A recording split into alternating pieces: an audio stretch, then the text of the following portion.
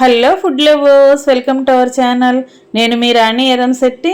Friends, ఈరోజు 1 cup గోధుమ పిండితో టీ టైంలో చేసుకునే స్నాక్స్ రెసిపీ చేసి చూపిస్తానండి. హాట్ అంటే ఇష్టం ఉన్నవారు, చిన్నపిల్లలు కూడా చాలా ఇష్టంగా తినే రెసిపీ అండి. అప్పటికప్పుడే చేసేసుకోవచ్చు. ప్రాసెస్ స్టార్ట్ చేద్దాం. నేను చూపించిన ఇంగ్రీడియంట్స్ అన్నీ తీసుకోండి. 1/2 కప్పు పల్లీలు, 1/2 కప్పు కొబ్బరి ముక్కలు, కుకింగ్ ఆయిల్ అండి, సాల్టు, కారము, జీలకర్ర, వాము, అలాగే తెల్ల నువ్వులు, 1 కప్పు నిండా గోధుమ పిండి అండి. ఇవన్నీ కూడా ఒకసారి నోట్ చేసుకోండి. ఇంకా ప్రాసెస్ స్టార్ట్ చేద్దాం. ఒక గిన్నె తీసుకుని దానిలోకి పల్లీలు వేసుకుని ఫ్రై చేసుకోండి. ఫ్లేమ్ సిమ్లో పెట్టుకుని బాగా ఫ్రై చేసుకుని క్రిస్పీగా వచ్చేంత వరకు ఫ్రై చేసుకోండి. ఇలా ఫ్రై అయిన తర్వాత ప్లేట్లోకి తీసేసుకోండి. ఇప్పుడు అదే గిన్నెలో కొబ్బరి ముక్కలు వేసుకోండి. పచ్చి కొబ్బరి ముక్కలండి ఇవి. మీరు పచ్చి కొబ్బరి ప్లేస్లో ఎండు కొబ్బరి ముక్కలైనా యూజ్ చేసుకోండి. ఎండు కొబ్బరి అయితే స్టవ్ మీద ఫ్రై చేయాల్సిన పని లేదు. ఇవి కూడా బాగా ఫ్రై అయిన తర్వాత గిన్నెలో పెట్టుకున్నాం కదా, బాగా చల్లారిన తర్వాత మిక్సీ జార్లో వేసుకోండి. ఇప్పుడు కప్పు గోధుమ పిండికి కావాల్సిన ఇంగ్రీడియంట్స్ అండి. మీ టేస్ట్కి తగ్గట్టుగా ఉప్పు, కారం వేసుకోండి. అలాగే 1 టేబుల్ స్పూన్ జీలకర్ర, 1/2 టీ స్పూన్ వాము వేసుకోండి. 4-5 టేబుల్ స్పూన్లు తెల్ల నువ్వులు వేసుకోండి. ఇవన్నీ గ్రైండ్ చేసుకోండి. వాటర్ అనేవి ఏమీ పోయకుండా ఇలా బరకగానే గ్రైండ్ చేసుకోండి.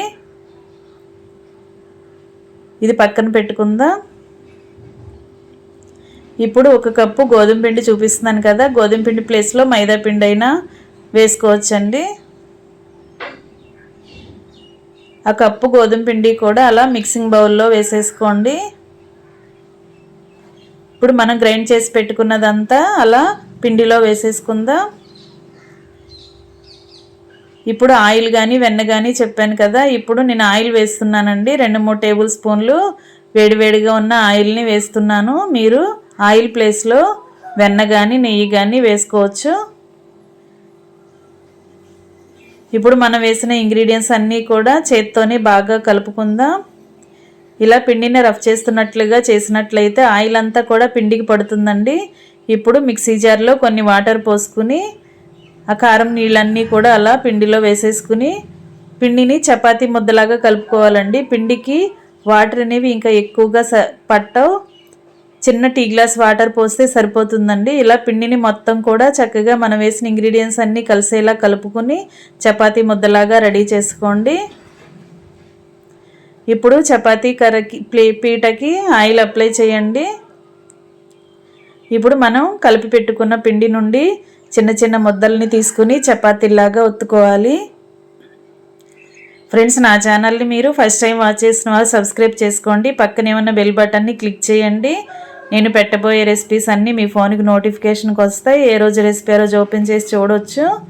రెసిపీస్ కానీ ప్రాసెస్ కానీ కుకింగ్ ప్రాసెస్ మీకు నచ్చినట్లయితే వీడియోకి లైక్ చేసి మీ ఫ్రెండ్స్కి, ఫ్యామిలీ మెంబర్స్కి షేర్ చేయండి. అలాగే మీరు కూడా ఇంట్లో మీకు నచ్చిన రెసిపీని కుక్ చేసి ఫ్యామిలీకి, పిల్లలకి సర్వ్ చేయండి. ఇలా చపాతీని ఒత్తుకున్న తర్వాత ఏదైనా రౌండ్గా ఉన్న గ్లాస్ కానీ బౌల్ కానీ తీసుకుని ఇలా కట్ చేసుకోండి. ఇలా మనం కట్ చేసుకున్నట్లయితే అన్నీ ఈవెన్గా కరెక్ట్గా వస్తాయండి. అప్పుడు డీప్ ఫ్రై చేస్తున్నప్పుడు మాడిపోకుండా వస్తాయి. గ్లాస్ కానీ గిన్నె కానీ తీసుకోండి. లేదంటే వాటర్ బాటిల్స్ మూత ఉంటుంది కదా, ఆ మూతతో అయినా కూడా మీరు ఇలా కట్ చేసుకున్నారంటే అన్నీ ఒకే సైజులోకి వస్తాయి. ఇప్పుడు మిగిలిన పిండిని తీసేసుకుని అది కూడా ఒక బాల్ చేసుకుని తర్వాత చపాతీ చేసుకోండి. ఇలా మనం కలిపి పెట్టుకున్న పిండి అంతా కూడా ఇలా చపాతీలాగా ఒత్తుకుని ఇలా అప్పడాల్లాగా కట్ చేసుకోండి. మీరు ఏ సైజు కావాలంటే ఆ సైజు బౌల్స్తో కట్ చేసుకోండి. ఈ పిండి అంతా కూడా ఇలా మొత్తం రెడీ అయిన తర్వాత అన్నీ ఒక ప్లేట్లోకి పెట్టుకోండి. ఇప్పుడు స్టవ్ ఆన్ చేసుకుని కళాయి పెట్టుకోండి. డీప్ ఫ్రైకి సరిపడా ఆయిల్ పోసుకోండి. గోధుమ పిండితో చేస్తున్నాం కదా, ఆయిల్ అనేది ఎక్కువగా పోయాల్సిన పని లేదండి. చాలా ఈజీగానే ఫ్రై అయిపోతాయి. ఇలా మనం రెడీ చేసి పెట్టుకున్నవన్నీ ఒక ప్లేట్లో కానీ ఇలా మిక్సింగ్ బౌల్ మీద ఇలా పెట్టుకున్నారంటే పట్టుకుని మనం స్టవ్ దగ్గర నుంచి ఆయిల్లో వేసుకోవడానికి ఈజీగా వస్తాయండి. అందుకే అలా ఒక గిన్నె మీద చుట్టూ అంచుల వైపు పెట్టుకున్నామంటే చాలా ఈజీగా డీప్ ఫ్రై చేసుకోవచ్చు. ఇప్పుడు ఆయిల్ కాగిన తర్వాత చేసి పెట్టుకున్న చెక్కల్ని, గోధుమ పిండి చెక్కల్ని ఇలా ఆయిల్లో వేసుకోండి. ఫ్రెండ్స్, మీరు చూస్తుంటే అర్థమయ్యే ఉంటుందండి. మనం ఆయిల్లో వేసిన వెంటనే కూడా ఇవి పానీపూరిలాగా చక్కగా పొంగుతూ వచ్చాయి, చూసారండి. చాలా క్రిస్పీగా టేస్టీగా కూడా ఉంటాయి. టీ టైంలో 10 నిమిషాల్లో పిండిని నానబెట్టాల్సిన పని లేకుండానే అప్పటికప్పుడే చేసి ఫ్యామిలీకి సర్వ్ చేయొచ్చండి. దీనిలో వేరుశనగ పప్పులు, కొబ్బరి వేసాం కదా, టేస్ట్ చాలా కమ్మగా ఉంటాయి.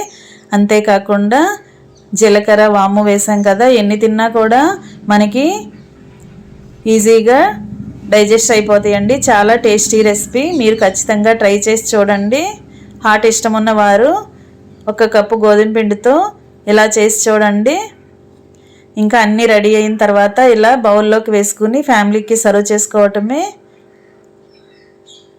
చాలా టేస్టీగా, చాలా క్రిస్పీగా వచ్చాయండి. పిండి కలుపుతున్నప్పుడు మనం ఆయిల్ వేసాం కదా, వేడివేడి నూనె వేయటం వల్ల పిండి అంతా కూడా బాగా మగ్గి స్నాక్స్ అనేవి చాలా క్రిస్పీగా వస్తాయండి. తప్పకుండా ట్రై చేసి చూడండి. మరొక రెసిపీతో మళ్ళీ కలుద్దాం. Thanks for watching. నేను మీ రాణి ఎర్రంశెట్టి.